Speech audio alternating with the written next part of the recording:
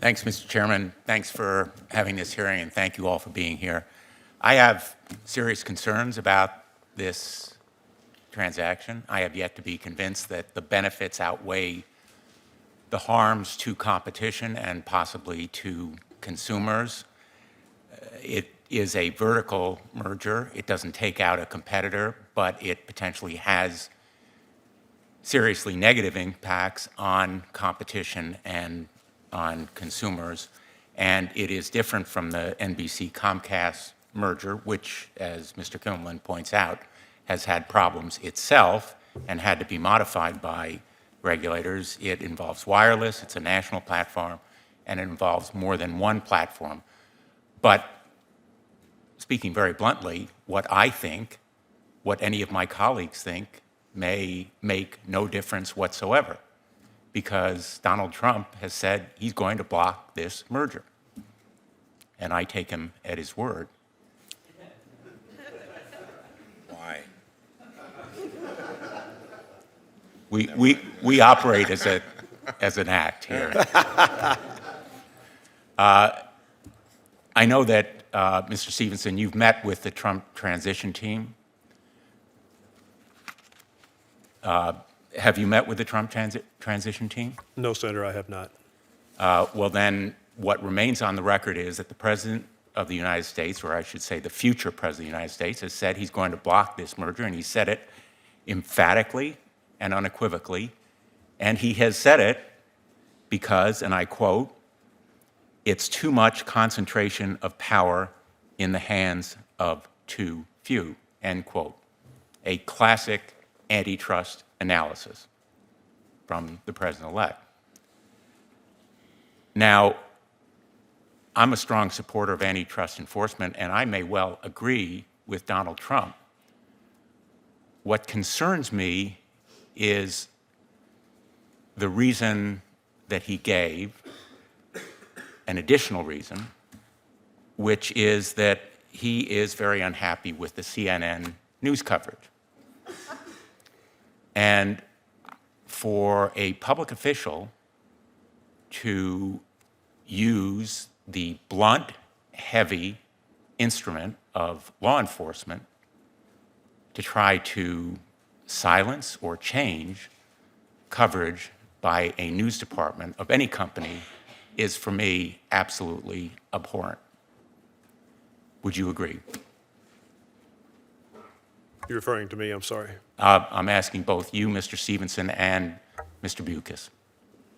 Senator, I'm a novice in the world of politics, so I would struggle to engage at that level. My expectation was, when we announced this deal, and is today, that the Department of Justice will be the one reviewing this transaction and making the determination whether it's competitive or not, and is it competitive under the law. And so our expectation is to present our facts. We actually believe the facts are going to be very compelling and very good, that this is pro-competitive and pro-consumer. So I'll leave it at that. Mr. Bukis? Yes, and I entirely agree with what Mr. Stevenson just said. In terms of the independence of our journalism, and I hope all the other journalistic outlets, we have always vigorously defended that for decades, whether when we had Time Inc., whether when we have CNN. And we intend to continue defending and being an independent journalistic voice. Everyone that watches us may have their own opinion about whether we succeed in being objective. We try hard every day, and we're going to continue to do that. You understand that what troubles me is that the President-elect has said that his Justice Department will enforce a different standard of law depending on what kind of coverage his administration receives. Will you commit that your news coverage will in no way be influenced or impacted by what the President of the United States says about this transaction? Yes. Mr. Stevenson? Yes, sir, of course, yeah.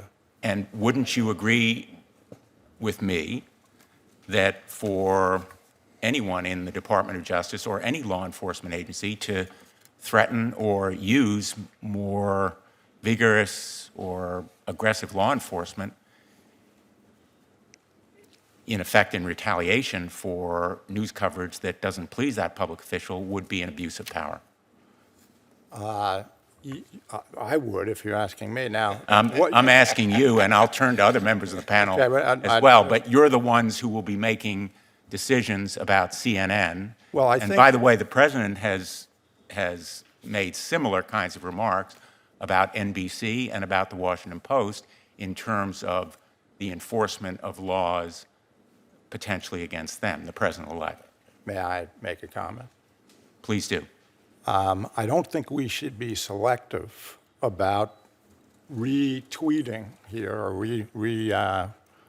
restating the various comments that various elected officials or those running for office made upon the announcement of this merger, because there were comments made by candidates on all sides, including Mr. Sanders, Mr. Kaine, saying that they were against the merger, again, before any of them had the information. And what Randall and I are saying is that we're confident that once everyone, and including the questions you've raised today, hears the facts and has the appropriate competitive analysis on this, that it will be seen and concluded by everyone, even with the concerns you've stated, that this will have pro-competitive effects that will benefit both competitive structures, diversity of voices, and consumer price alternatives.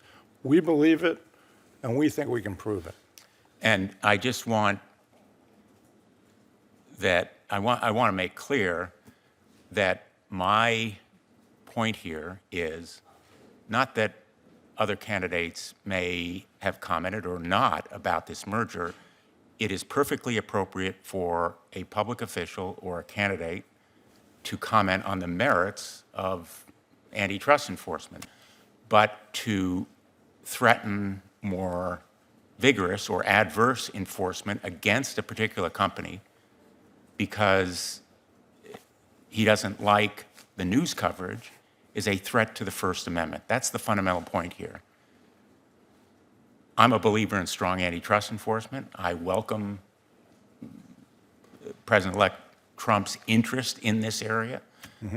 I find absolutely abhorrent the threat against a news organization based on its content of more vigorous or adverse enforcement against it simply because of a dislike of that coverage. And I welcome your commitment that his statements will have absolutely no impact on the content of CNN's coverage. I hope the same will be true of NBC and the Washington Post, because this kind of potential abuse of power is a threat to fundamental liberties way larger than the issues we're discussing right here.